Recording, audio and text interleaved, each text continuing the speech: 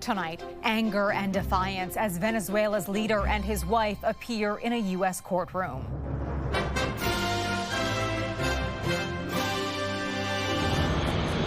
The plea and the protests as Nicolás Maduro faces drug charges after his dramatic capture. We are not occupying a country. Plus, who could be next and what it all means for Canada and Canadian travelers heading south. At one point, I was told to sleep on the floor of the airport. Why Chrystia Freeland is stepping down and why the timing matters. Plus, the back-to-work blues. Frustrated because we were doing well working from home. Who is being forced back to the office and why there's resistance.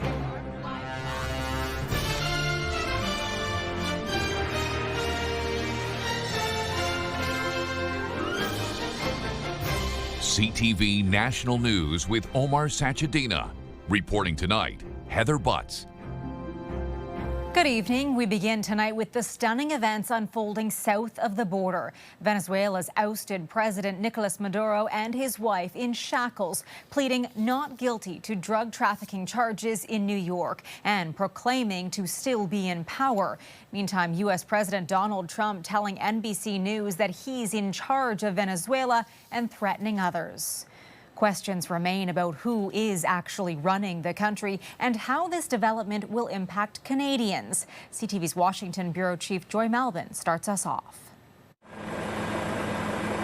An extraordinary moment. Venezuela's former president and his wife, Celia Flores, handcuffed and escorted by officers, appearing in a U.S. federal court charged with narco-terrorism, cocaine importation, and weapons offenses.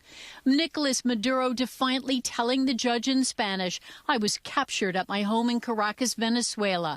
I am innocent. I am not guilty. I am still the president of my country." As many question, was the U.S. military strike even legal? Some demonstrators outside the courthouse cheered President Trump for bringing down a brutal dictator. Others pleaded no more war. There is no war against Venezuela or its people. We are not occupying a country. This was a law enforcement operation. The U.S. strike condemned at an emergency meeting at the United Nations, including by some U.S. allies. The Charter enshrines the prohibition of the threat or use of force against the territorial integrity or political independence of any state. Still, President Donald Trump's not backing down. We're going to run it, fix it. We'll have elections at the right time. Insisting America will tap into Venezuela's rich oil supply, warning Maduro's acting President Delcy Rodriguez to cooperate or else. If they don't behave, we will do a second strike. And boldly issuing new threats against Mexico, Greenland, and Colombia, now beefing up its military on the Venezuelan border. Colombia is very sick, too, run by a sick man who likes making cocaine and selling it to the United States. And he's not going to be doing it very long. The White House says its actions are justified. As for Maduro, he calls himself a prisoner of war in what's expected to be a lengthy trial. If convicted, he could face life behind bars. Heather? Joy Melvin in Washington. Financial markets here and in the U.S. reacting to the military mission in Venezuela, with some rising to record highs on either side of the border. The TSX was up more than 330 points, hitting a new all-time high, despite some volatility in the energy sector. While in the U.S., the Dow Jones was up even more, soaring nearly 600 points to a record high as well. Canada's oil sector also reacting to President Trump saying the U.S. would take control of Venezuela's oil reserves. CTV's Rachel Aiello looks at that angle for us. Prices surged, but Canadian energy stocks were down today as the market absorbed the potential implications of U.S. President Donald Trump tapping Venezuelan reserves. I think everybody needs to take a deep breath. There are so many steps between here and them starting to grow production enough to really start to compete with Canadian oil. After ex-leader Nicolás Maduro's weekend capture, Trump sent shockwaves around the globe, musing about more military invasions. It's by no means all about the oil. It's about someone defying an American president. That's a pretty powerful example for those who are left. Canada is no stranger to Trump's annexation threats, but the president's former national security advisor says he doesn't think this country is at risk. I think any kind of move against Greenland or even more far-fetched against Canada would be the end of the NATO alliance. It would do incalculable damage, not just to the United States, but to the entire Western world. Prime Minister Mark Carney's response so far has been careful, and critics say Trump's actions are exactly why Canada increasing its economic, military, and diplomatic independence is essential. Internally, I think this boosts the obligation for Canada to get very serious, for Parliament to get very serious about diversifying our trade exports beyond the irrational administration of the United States. Carney spoke to Venezuelan opposition leader Maria Corina Machado on Sunday, pledging Canada's support for a peaceful, negotiated, and Venezuelan-led transition process. And Venezuelans in Canada expressed cautious optimism today. We're pretty happy of what transpired. The biggest happiness to the biggest worries. I think it's time for Venezuelans to be happy again. Global Affairs is urging Canadians to avoid all travel to Venezuela, citing the unstable political situation and escalating security risks. Heather? All right, thanks, Rachel. Later in the show, why a Canadian caught in the travel chaos after the U.S. military mission is thinking twice about traveling to southern destinations. Former longtime cabinet minister and deputy prime minister Chrystia Freeland says she will resign as a Liberal MP in the coming weeks. Her statement was posted online several hours after Ukraine's president announced he had appointed her as an advisor on economic development. CTV's chief political correspondent Vashi Kapelos joins me now. Vashi, what's your reaction to the move and what does it mean for the federal government? Hey, Heather. Yeah, it was a bit of an odd evolution throughout the day. The fact that the announcement came so early this morning from President Zelenskyy, and then, so much later we heard from Chrystia Freeland that she would resign. And in the interim, there was a lot of pressure from the opposition kind of saying, why are you accepting this role in an official capacity?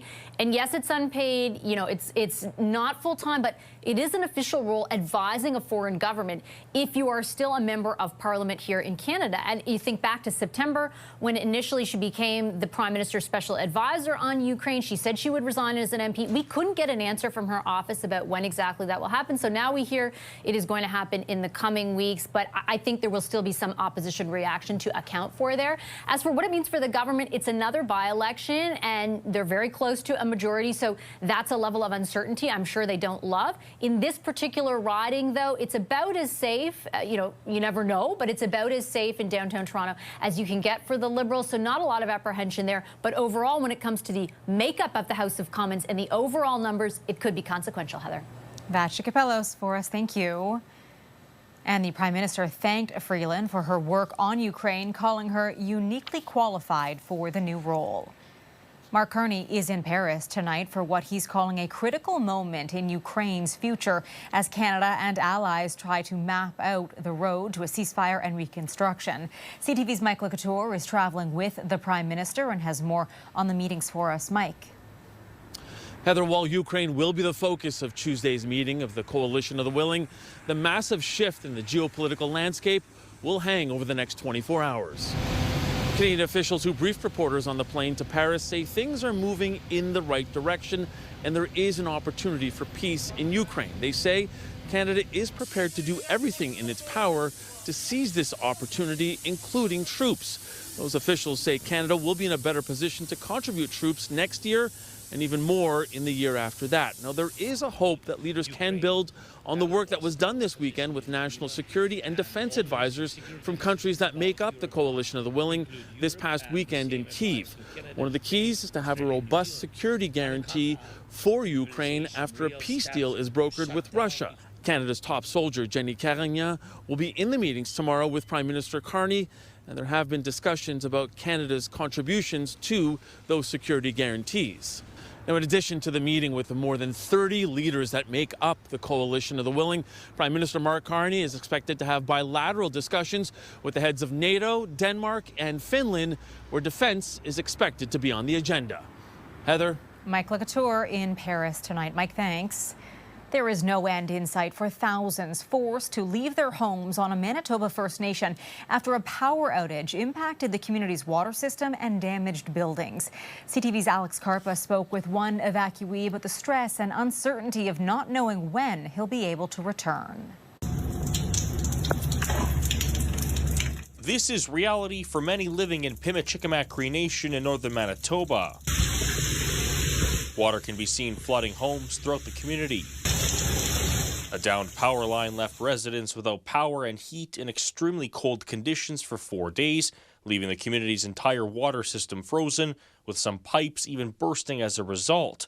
Now over 4,000 people have been forced to evacuate, leaving many questioning when they can return home. The main concern right now for me is the water, because you need water to survive.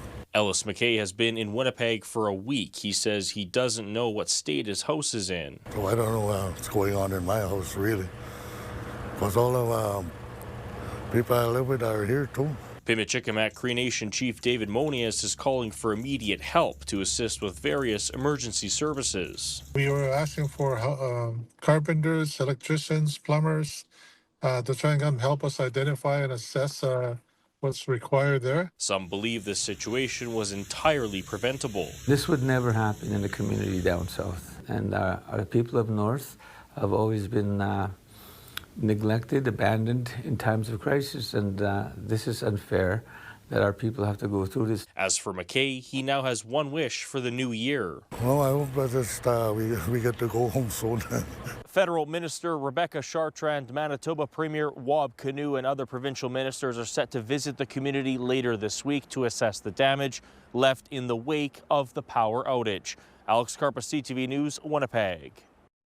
Boil water advisories for Calgary neighborhoods near a major water main break have been lifted, but people there are still being asked to conserve water so demand does not outstrip supply. We are now living in a new reality of water conservation, a new reality where using less water is part of everyday life, a new reality of truly valuing this life-enabling resource. It's the second time within a year and a half that a section of the water main has burst. The pipe supplies 60% of the treated water for the city of 1.6 million people. A terrifying moment for parents who witnessed their 11-year-old son fall off a zip line at an indoor trampoline park in Toronto. Watch as Raman Sauter falls several meters to the ground after his harness appears to fail. His mother horrified as her son lay on the concrete floor until paramedics arrived to rush the young boy to hospital. I was worried about passing away. You thought you were going to die? Yeah, a little bit. They did not even call 911. There were bystanders. There were some other parents who started calling. The parents say they signed a waiver, but only one staff member was monitoring and no one tested the harness beforehand. Raman suffered internal bruising and is recovering at home. Aero Sports told CTV News it's reviewing the incident. Ontario government employees are expected back in the office 5 days a week now, and public sector unions are already pushing back.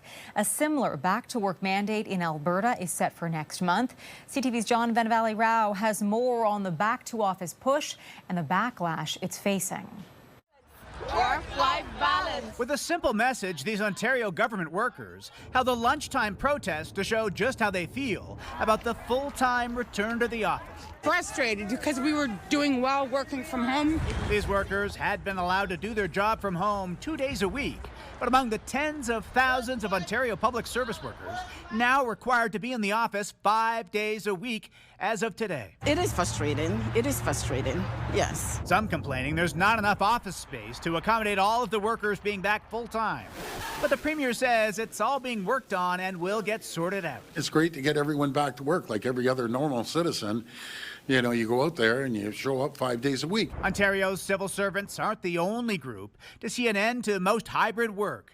Alberta's public service is returning to full-time in the office in February, as will Rogers Communications, while many of the country's major banks are already back at the office 4 days a week. Employers argue fewer days at home boosts productivity and leads to better collaboration. But critics disagree and say it leads to, among other things, more traffic congestion. There's a lot of resistance, and what we also see is that some of the best performers are likely to walk out and leave their jobs by being forced back into the office. Most federal government workers are required to be in the office at least 3 days a week, but Prime Minister Carney has said return to office rules are being looked at, with more details to come. As for commercial real estate firms, they're continuing to see a boost in demand for office space in cities like Montreal, Toronto, and Vancouver as more workers return to the office full-time. John Benavali-Rao, CTV News, Mississauga. Ontario Premier Doug Ford is vowing to follow through on his threat to remove Crown Royal from store shelves as soon as a bottling plant in southern Ontario closes next month. Oh, 100%. I can't wait. Yeah, 100%.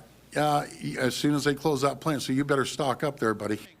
Ford first put parent company Diageo in his crosshairs last fall when he poured out a bottle of the whiskey to protest the company's decision to close its plant in Amherstburg. Diageo also has plants in Manitoba and Quebec, and the company says its Crown Royal products will continue to be made at Canadian facilities. Coming up. I honestly just started crying because I kind of felt like I'm never going to get home. Travel chaos after America's intervention in Venezuela. Will it affect how Canadians fly in the future?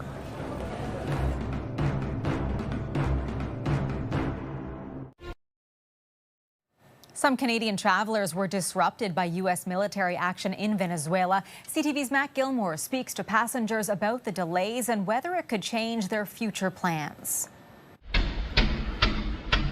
In advance of the United States' attack on Venezuela, the U.S. warned commercial airlines to avoid flying within 100 miles of Venezuelan airspace. Courtney Almeida was scheduled to fly home from Costa Rica on January 2nd, but when she got to the airport, it was chaos. It was crazy. People are just on the floor for 3.5, 4 hours, and then we're going to fly, and then it's delayed again, canceled again. So, at one point I was told to sleep on the floor of the airport. Almeida says she spent the entire next day waiting for the airline to sort through the backlog. Instead of a direct flight home to Toronto, she was eventually put on an overnight flight to Montreal. As of Monday afternoon, she'd been waiting over 36 hours for a connection. I was at the hotel last night. I've arrived here today, and I've already been told my flight is delayed. On Sunday, Donald Trump threatened further military intervention in neighboring Colombia and predicted the government in Cuba is on the verge of collapse. Canada has not issued any new travel advisories for the region, but over the weekend, Air Canada said it would allow customers flying to several Caribbean countries to change their destinations at no cost. In their case, it's a smart move because they have to get less people out of the country that if it gets shut down. Travel agent Catherine Villan says she expects some people will think twice about traveling south this winter, but says Cuba has always been a popular destination despite the political situation. People are pouring into Cuba even when there was no food and there was no toilet paper. I mean, that didn't seem to faze people in the slightest. They just packed it and went. Sunwing says it's monitoring the situation and at this time is not seeing any significant impact on bookings. At the Montreal airport, Quebecers destined for Cuba had no plans to cancel. Because I pay, I want to go to playas. No, I'm not worried about it. For Almeida, though, who has already been caught up in the fallout, it's not worth the risk. At one point, I honestly just started crying because I kind of felt like I'm never going to get home, So I'm really hoping I don't have to miss a second day of work. Travel agents say this is a good reminder to make sure you have travel insurance, especially in these unpredictable times. Matt Gilmore, CTV News. Still ahead tonight, the record price reeled in for this giant tuna.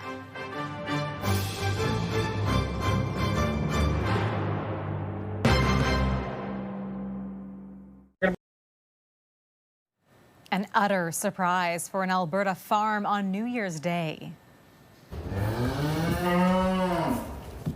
For the second year in a row, triplet calves were born at Lucky 7 Cattle Company southwest of Edmonton. The owner says healthy triplets are rare, with the odds at about 1 in 8 million.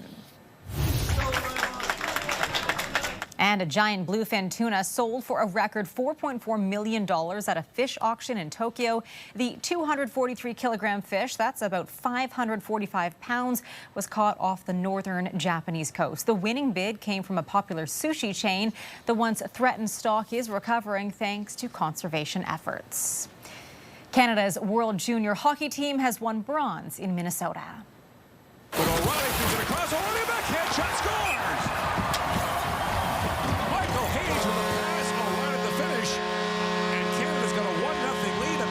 Seconds in. Canada scored early and often to defeat Finland 6-3 and return to the podium for the first time since winning gold in 2023. Still ahead, we're lacing up. What is it that's exciting skaters in this first week of January along the Rideau Canal?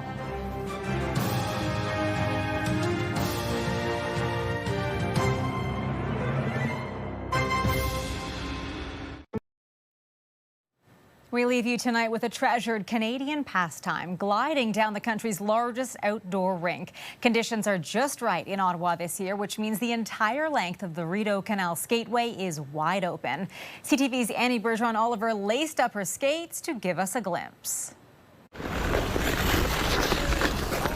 When the sound of skates carving into the ice echo through downtown, you know Ottawa has hit its stride. It's beautiful. It's a magnificent thing. But it's the best thing on earth.